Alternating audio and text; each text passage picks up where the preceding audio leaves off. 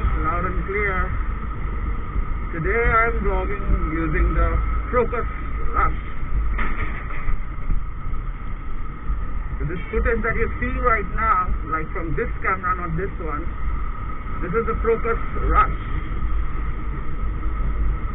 So what I'm gonna do is I'm gonna do a small speed run sort of, but within the limits of course, because I'm not in my riding gear. I have no idea how far you can hear me because this does not have any external microphone.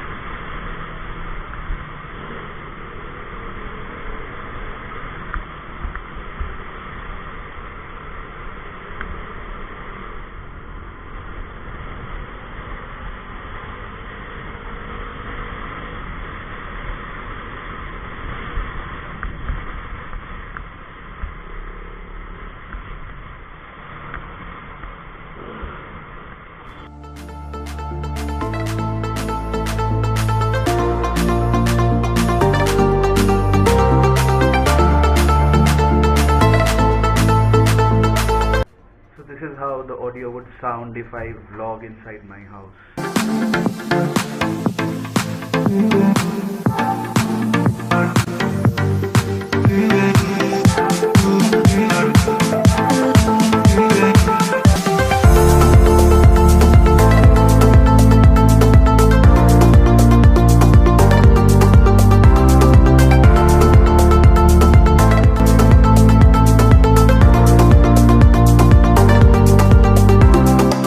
Mentioned in the video before that this does not have a dedicated time-lapse video option, so but you can see there is an option called time-lapse, which is the third one here. Now if I scroll to that option, it's right now set to off, right? And if it is set to off, you will not find any other time-lapse option inside the camera. But if you are switching it to on,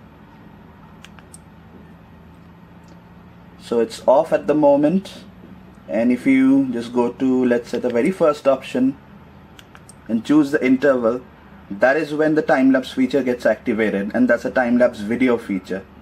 So if you think that you have switched the time-lapse option, you have ticked the time-lapse option on, I mean, you will not have any indication that whether you're in the time-lapse mode or in the video mode or like that. For example, the time-lapse mode is at the moment ticked as we ticked before.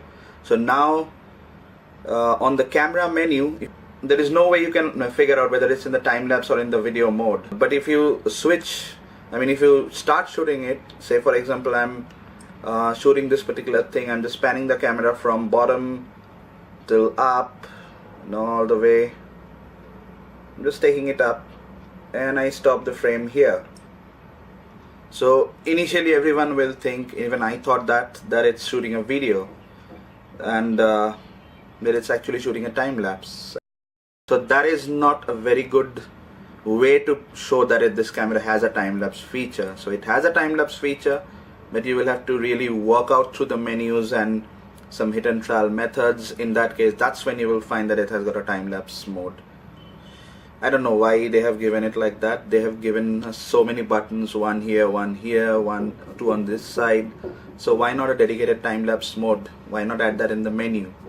maybe in the future, if this camera comes through any software update, maybe they can include, but I'm not expecting any.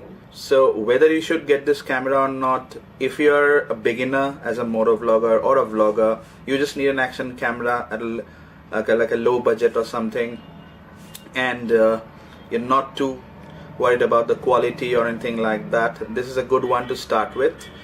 If you are into moto vlogging, like you are talking while you're riding, in that case this does not have an external microphone support, so that way it would be a no. But if you just use it for shooting purpose, like just filming while you're riding, or just regular vlogging where you've gone out somewhere with your family and friends, or maybe solo, you just want to have a wide angle action camera with you, this is a good option.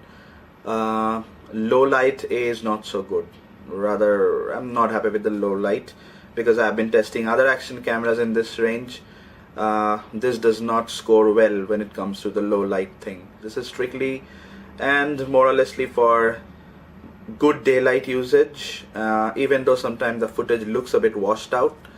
And low light, if it's artificially lit up, like indoor footage that you saw in this video, so that way it's fine. But then again, if it's outside, like on the road, you're vlogging at the night, this might not be a very good option to choose for. So with that, I will wrap up. So whether you will buy it or not, that totally depends upon you. I leave the choice upon you. I'm not any expert when it comes to reviewing or anything. I'm just giving you my feedback, whatever I have faced, whatever I have experienced while using this particular camera for the last couple of days. So it's your call now.